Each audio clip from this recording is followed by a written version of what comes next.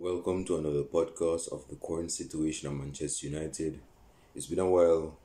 You guys have heard from me. It's been like a week and 3 days approximately. Yeah, the last time I did my video was last week, Sunday. Yeah, I was rambling about some stuff in relation to the Euros, which is going on progressively. My side is out of the tournament.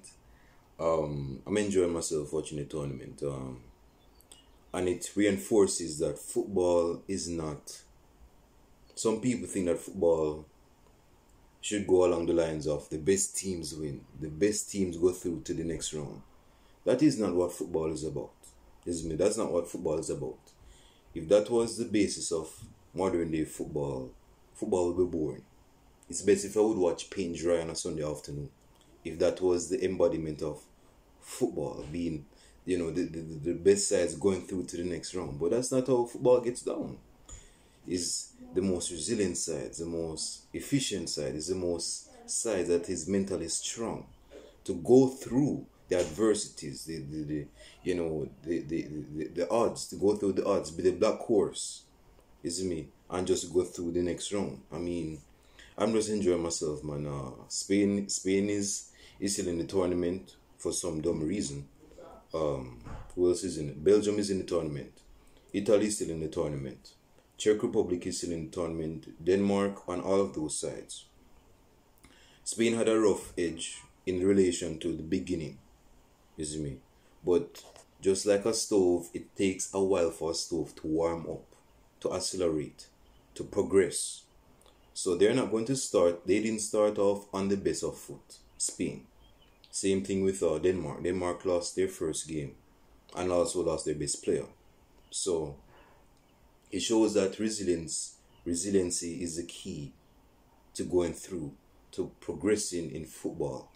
Because again, bro, football, again, that's not what I wanted to talk about. I just want to flesh out a few stuff in relation to the Euros. This is going to be a Manchester United center round based video. So considering that I've been under a rock for the past week, there's a few stuff that has been airing out in relation to Manchester United that I want to address. And one of those key topics is the advancement of Jadon Sancho's transfer. Jadon Sancho is, what did it say? It says here that, give me a second. Yeah. So apparently, Marco, you know how the social media is like, because when one person says something on social media, is like, how should I explain it? Like, okay, for example, it says here that Jadon Sancho sends Manchester United fans wild, sends Manchester United fans wild with Marcus Rashford social media response. I think someone was saying to Marcus Rashford that he should come to Manchester United or something, or he should something along those lines. I didn't see the exact post. And then Rashford retweeted that post and said, yes, he should come to Manchester. Well, he didn't say he should come to Manchester United, but he was basically saying, yes, man should come to Manchester United. And fans were like, it's happening, it's official. The God, Jadon Sancho is coming to Manchester United. I'm very skeptical of that because, not because someone says that means he's going to come anyway. People do stuff to get in your head. That's something you need to understand. People want you to be curious. People want you to be on the tip of your toes. Be in curiosity, having adversity, all of those stuff. So Rashford response is not really something that caught me off guard. It's going to take a lot out of me to be very gung-ho or bought on the thought of Jadon Sancho actually coming to Manchester United, because brethren, I've seen the horror stories, bro. I've seen the horror stories. Sergio Ramos linked to Manchester United, Bale linked to Manchester United, CR7 linked to Manchester United, Muller linked to United, Toni Kroos linked to United, Fabregas linked to United, and the list goes on and on. And none of those transfers, they didn't come to Manchester United. The talking game was strong, but the action game was weak. There was no following up on the talking of the transfer. So it's going to take a lot out of me a Manchester United supporter to see this young youth from Dortmund coming to Manchester United. Now I believe that there has been some advancements. You see me, I think there's been some developments, but I just don't I don't want to see any talking right now. Let the transfer speak for itself. I want to see the dude unveiled in the number 7. Yes, he's going to take it from Cavani. Take the number 7 from Cavani. Leave him stripped and naked. Take the number 7 on his back saying J. Sancho on the back of his kit. And he holds it up unveiled and say, I'm a Manchester United player now. No need to worry. I'm here, baby. That's what he needs to be saying. You see me? So, until that day has come, I'm going to be skeptical. I'm going to try see how things go, because Virgin Griezmann sent Manchester United fans in a meltdown 4 years ago in the summer of 2017. Again, Man United was on a routine to sign in Griezmann. They were very heavily linked to him for like the past 6 to 7 months. And in the summer, Griezmann, because Atletico Madrid, if memory serves me right, had a transfer ban. They couldn't make any transfer plan, so they planned on keeping not Sancho, because Sancho wasn't even born yet. In football anyway. Griezmann from leaving the club, and Griezmann stayed at the club. So people thought that Griezmann was teasing United, putting United on eggshells for a long way. And because they think that Griezmann played with their emotions, thinking that he would sign for Manchester United, they developed a high degree of bitterness and resentment. You see me? So, with this Jadon Sancho transfer, I am not really bought on the thought of all this talking. Anyone can talk. That's why we have a big mouth in our face. That's why. There's two eyes, 2 big old ears, 2 eyebrows as well, and 1 big mouth. You have 1 mouth, and because you have 1 mouth, people go use that mouth to the best and to the fullest of their ability. You see me? So talking is free, talking is cheap. As someone would say, talking is easy as breathing the air of God. So I'm not going to really be invested in this transfer until I've seen the official statement being made. You see me? So it's good that Rashford is, getting the high hopes of Man United fans, but nah, bro, I'm not one of those fans, bro. Nah. But what's the next transfer I just want to? Oh yes. Pogba. Pogba has been in the spotlight for a good while now.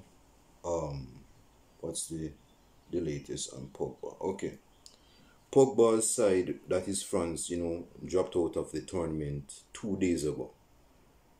And considering that I'm a France supporter, that disappoints me. it really does, because me seeing that performance, especially in the second half from France, it shows that France had a chance of winning the trophy. You see me? But in everything, there's a saying that goes like this. A chain is as strong as its weakest link. A chain, whether it's your fake made in China chain or a made in Vietnam chain, again, any chain is as strong as its weakest link. So no matter how strong the attack is, no matter how strong the midfield is, there has been loopholes, there's been some cracks in the defense of France that has given the opposition a chance of scoring. And they have made the chance of scoring, and they have took it. You see me? And without getting into it, because I don't want to go into no eulogy because France is already dead in the tournament, and their excuse, they're out of the tournament. You see me? I don't want to go back into history. History has made itself clear, so I don't want to go there. Yeah, but Pogba was, people were saying that Pogba, matter of fact, Pogba was very good in that game. But this is the thing that has been costing Pogba at Man United. Pogba has a tendency to stay on the ball longer than he has to. And that was the reason why Switzerland equalized in the dying seconds, I think dying minutes of the game. Because man was stalling, man was lingering on the ball. pass the ball. You see me? And because of that complacency, that gave the opposition a possibility of equalizing. And they equalized. You see me? But Pogba lost the ball. But there were some defenders that didn't fall into place in terms of defending. Varane, and that's going to speak about my next talking point. Because Manchester United has been linked with Raphael Varane. Hold on, give me a second. And what's this? Yes, they have been linked with Raphael Varane. And one of the biggest things, I think there is some bust up. France and busting up on having beef. That's the best combination since the sun and moon. But it's been said here that Varane and Pogba had some conflict, some confrontation, some negative conversation with themselves in regarding to France dropping out of the tournament. Is me. And basically it says here that they were playing some blame game, saying, yo, you should have done your part, because if you did your part to a T, then Switzerland wouldn't have the possibility to equalize. And another man is saying, well, you shouldn't have lost the ball. If you didn't lose the ball, and if you pass off the ball, then, Switzerland wouldn't even be in the next round. Hold on, give me a sec. So, that's the blame game. And in relation to Varane has been linked to Manchester United. And Pogba has been linked out of Manchester United because he's in his last year of his contract. So, considering that he's in the last year of his contract, there are clubs that's trying to make contact with Manchester United in signing and having the signature of Pogba. And Varane is linked to Manchester United. Fans, when they saw Varane's performance against Switzerland, it's like they were over here so saying, yo, Varane is a very good defender. You see me? And yeah, man, I want to sign for Manchester United. Yes, I want him to be the next Rio Ferdinand. I want him to be the next, a Virgil van Dijk. Yeah, I want him to be that rock solid, rock of ages defender in the defense. But my man didn't do anything that was the hype that he was. Again, I'm not saying Varane is not a bad defender, and I'm not saying he's a bad defender, but in the tournament, he's been very suspect. Very suspect. He has deficiencies. He has red spots in his game that is questionable. And if we make this signing, we could have another defensive war in our camp. Eric Bailly, his biggest enemy right now is injuries. Lindelof, because he got knocked out with Sweden by Ukraine yesterday. His biggest weakness, Lindelof, is that he's a sub. He's like a BDSM sub, a BDSM bottom when it comes to aerial prowess. Like, he cannot jump. Well, he can jump, but when he jumps, he's not making physical contact with the ball. He's losing the 50-50. And he's very physically inept. He's very physically weak. That's his weakness, Lindelof. Harry Maguire is consistency. Is me. He showed that he can be a catalyst as a defender for not only England, but he can do the same thing for Manchester United. So with all those, well, I'm not going to mention Phil Jones because Phil Jones is just a fugitive at this point. But my sister. But with Varane, this is the thing. If Pogba stays at Manchester United and he signs another contract, and Varane signs for Manchester United, considering that they had some bust up after their loss in the tournament, that is not going to really well, I'm just speculating because I'm not God myself and I'm going to make subjective comments. But I don't think it's going to do it any justice. I think it's just pouring oil on the fire. I think things are going to actually be like a campfire type of deal. Is me. I think the only thing we're missing is having a few sticks of branches and some nice, creamy, sweet marshmallows. But yeah, I think they're going to have a fight, not a physical fight. I hope not, but some beef in relation to their loss with Varane and Pogba. Is me and I know, like for example, in the 2006 World Cup, I've mentioned this before. Rooney and Ronaldo had beef. Is me, and because Rooney and Ronaldo had beef, Real Madrid was linked to Ronaldo to move to Bernabeu in 2006. But Sir Alex Ferguson, being the best, the great coach he is, he coached himself through that beef. He cut through that tension like a hot knife through butter. And he got the best out of Rooney and Ronaldo for the next 3 seasons.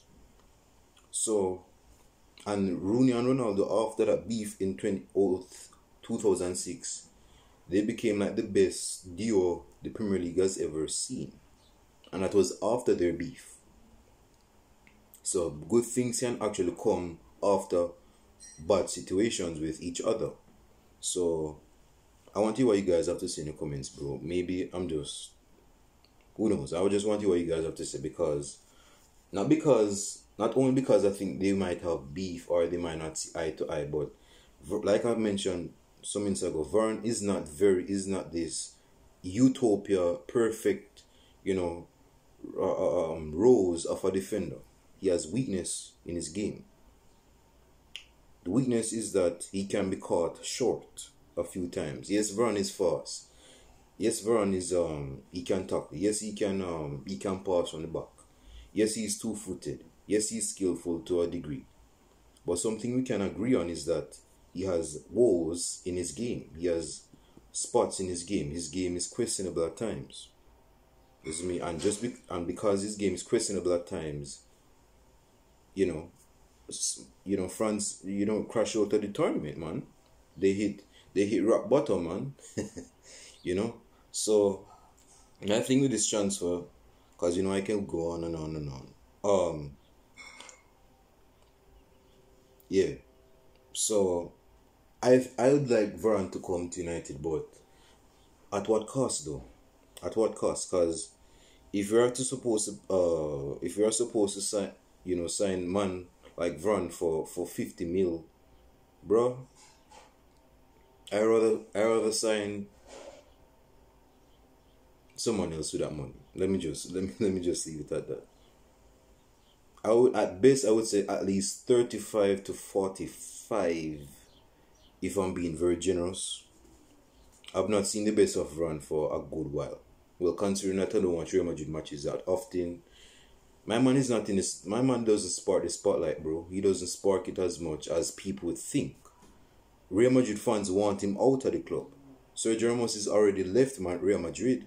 So basically the fans want to remove their best centre-back pairing since Ramos and Pepe.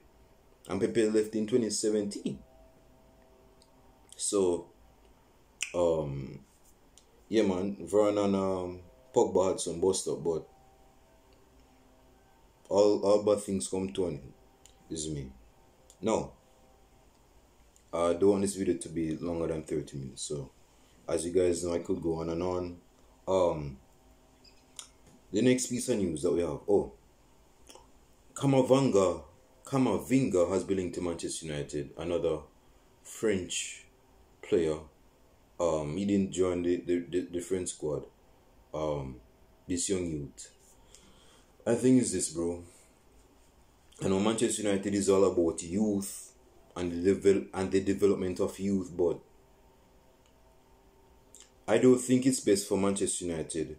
This might sound contradictory because I want Jadon Sancho and he's a young youth, but I don't think it's in the best of Manchester United to sign a young youth like Camavinga if you want the best for him to develop in to become a top midfielder under the guidance and the overseer of Ole Gunnar Solskjaer. I just don't think it's going to happen. Ole Gunnar Solskjaer doesn't have the fortitude or the know-how to do that. My man is out of his depth, man. He's not a world-class manager. He's not even a good manager. Listen to me. When my man is like, when his side is playing, well, it's not really his side. He's just the overseer of the side. and he's on the sideline watching the side, and he's sitting on the sideline watching the side. My man is not dictating. My man is not composing. Like, he's not imposing. He's not asserting, players going in that position, doing that and that and that. He's just crossing his 10, having his hand on the top of his 10 and just looking with his blue eyes in amazement. Like, he's saying, wow, I can't believe, I'm manager for Manchester United. I mean, I used to be a player for this club of Manchester United, but I didn't know this day would even come. And even when I'm getting bad results, they're excusing my bad results. They're not sacking me. I must be God.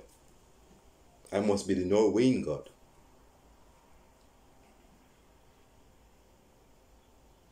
Anyway, so Kamavinga, right? I don't think it's best for us to sign that youth. I just don't think so. Alone, alone wouldn't hurt us, but we could take alone. He could be alone at Manchester United, but as a permanent deal, nah. We have seen young youths come to Manchester United, and they haven't done. And they haven't done as well as we had expected. Memphis Depay. You see me? Memphis Depay is at Barcelona right now, and we signed him in the summer of 2015, and he didn't live up to the hype. The hype in train that was accommodating him. He didn't live up to the hype. He was trash. He was very poor. He was very consistent. He was very inconsistent, I should say, and he wasn't playing as well as we'd expect him to. There was a lot of pressure on him because he had the number 7. And because he left Manchester United, my man started thriving in a less challenging environment. You see me? And he's had more of the spotlight back on him as he did prior to moving to Manchester United. You see me? So I don't think it's best in the club's interest to sign this dude that is Eduardo Camavinga. I think it's just a self-destruction location, you see me? And I don't think it's best for us to go down that path. Yeah, man. Oh, David De Gea, Manchester United fan issued transfer demand to David De Gea after social media posts. So, as you guys know, if you guys are mathematicians or you just like to keep up with time, David De Gea has been at Manchester United for a decade now, and some Man United fans think Manchester United should cut that emotional umbilical cord from David De Gea, considering that he has not been performing since the spring of 2018 World Cup in 2018.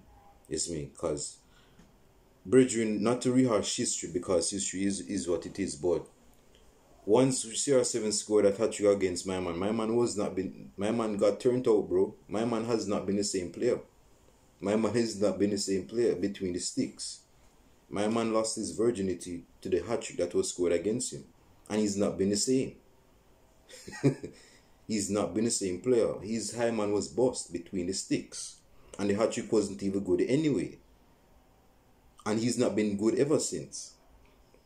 So persons are finding justifications, reasoning, or assumptions, assertions, opinions of this dude leaving Manchester United. I think we should keep this dude because we have a young youth from England.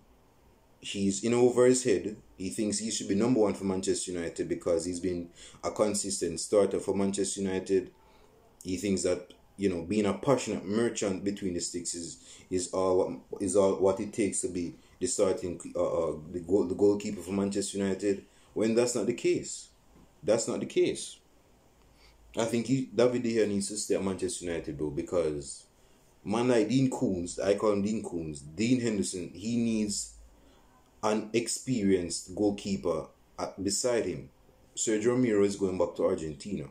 Lee Grant is on his retirement bed sleeping right now. This is me. And Pereira left a couple months ago, if not a month ago. So he needs the guidance, the assistance, the mentorship of David De Gea. David De Gea can't leave. He can't leave. As poor as Davide has been for the past 3, almost 4 years, he should not leave. He should not leave. Because you're going to have a big-head English dude that hasn't had 3 proper professional years under his belt and think he's the best goalkeeper in England. We don't want that type of ego, between the sticks. Too big between the sticks. So David here should stay, despite his the mistakes he's made. And because he should stay at Manchester United, he should work on those weaknesses. Because again, bro, my man is like 29 or 30. As a goalkeeper, you don't start peaking. Not peaking. As a goalkeeper, bro, your peak longevity is probably like in your late 30s or something, or in your mid 30s or something. He's not in his mid 30s, and man is washed up. Man he's not the same goalkeeper as he once was, which is quite unfortunate because he's not starting for the international side because Luis Enrique is not really bought on the thought of starting him. He thinks he has things he's going to do something stupid between the sticks, so he's not starting it. So yeah, man, I think my first choice, I think, you know what, I'm not going to answer that question because David De Gea can be a ticking time bomb between the sticks, and Dean Koons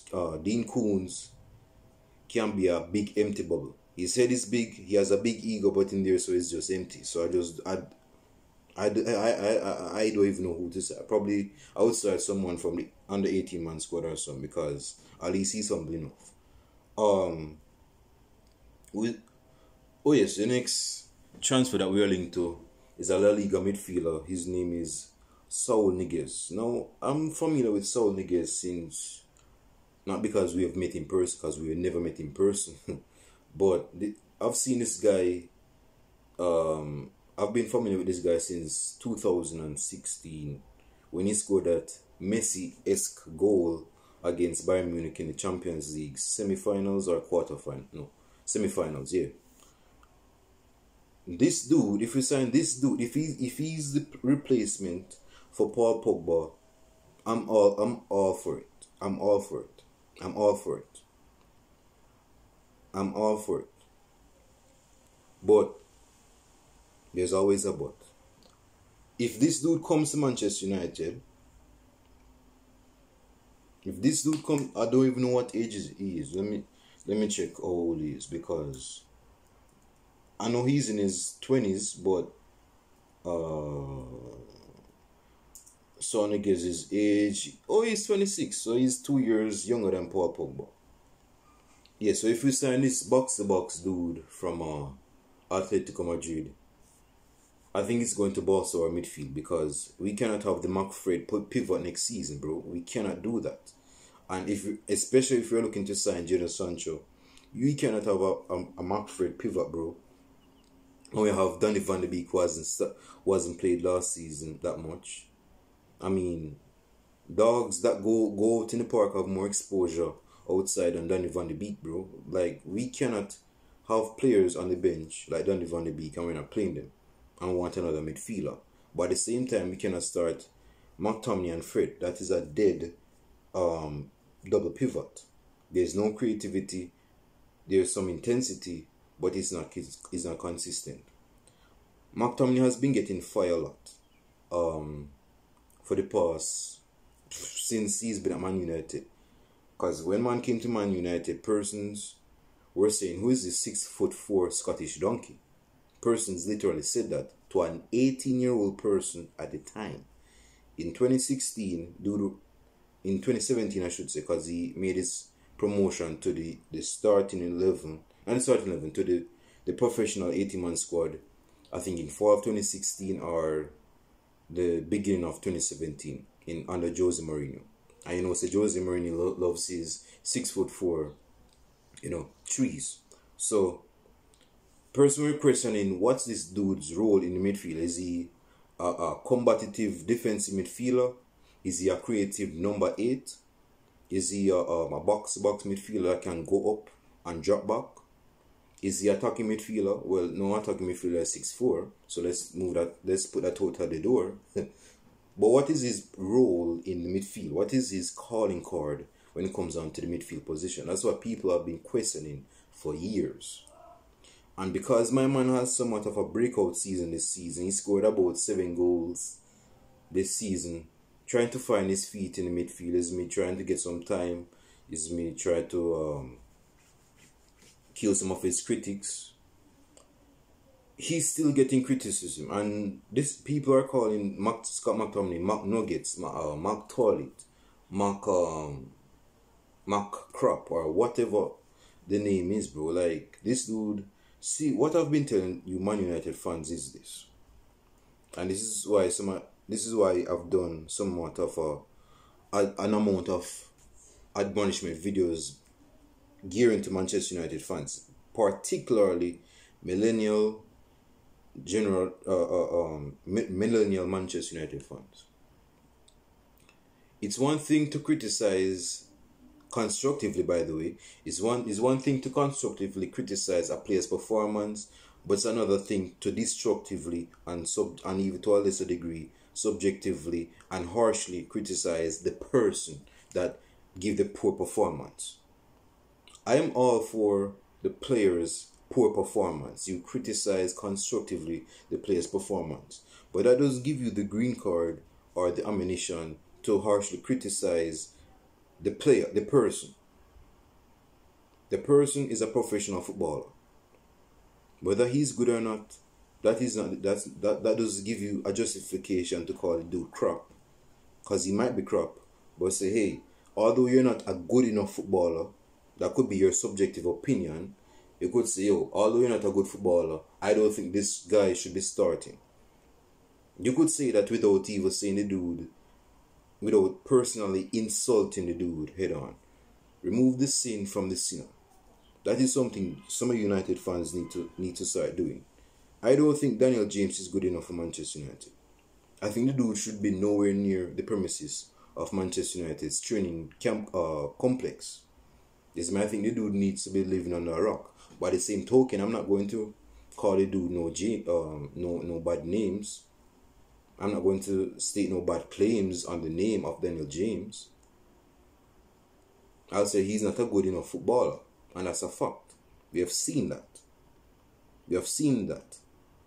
You see me? So, yeah, man. So, back to the... See, I went on this long-ass digression. Back to Saul Niguez. If we sign Saul Niguez for 40 million, I think that's pounds, excuse my lack of intelligence when it comes down to currency, because I'm not a business person. You see me? I don't love business. I don't like people being in people's business. I'm not a business person. You see me? So, this dude, Saul Niguez, if he comes to United, that's a bonus. That's a plus. But if we're going to sign this dude, we can't sign him. We cannot sign Camavinga though. We can't sign Camavinga. Yes, it's good to have options, but should we have Jesse Lingard coming back potentially? You have Andreas Pereira coming back potentially from loan, those two players. And we have Scott McTominay. We have Fred, Pastor McFred, that be said. Pogba, Bruno Fernandes, Juan Mata, Donny van de Beek, Matic. All of those players. So we cannot... It's good to have options from the bench. But it's only an 18-man squad can travel to the match. Not a 28 squad. So, yeah, man, I want to hear what you guys have to say, because, I'm over 34 minutes, so I have to go wrap up, because you guys know I could go on and on and on. So, leave your comments down below, like and subscribe to the channel, hit that post notification button so you can be updated to the latest transfer rumors, gossips, because, hey, I don't believe men should supposed to gossip, so let me just remove that.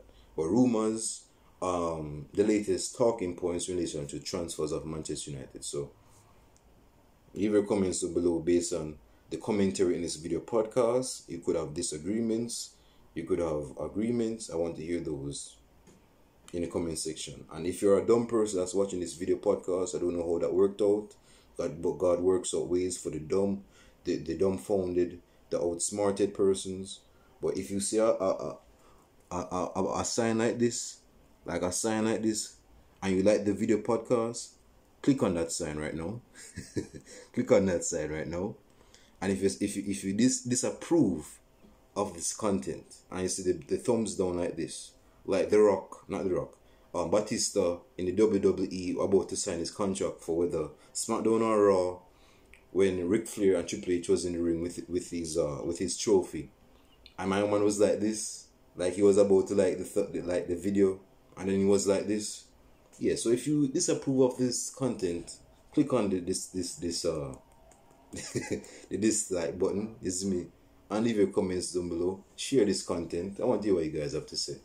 And with that being said, I am out. Peace out. Stay safe. Deuce.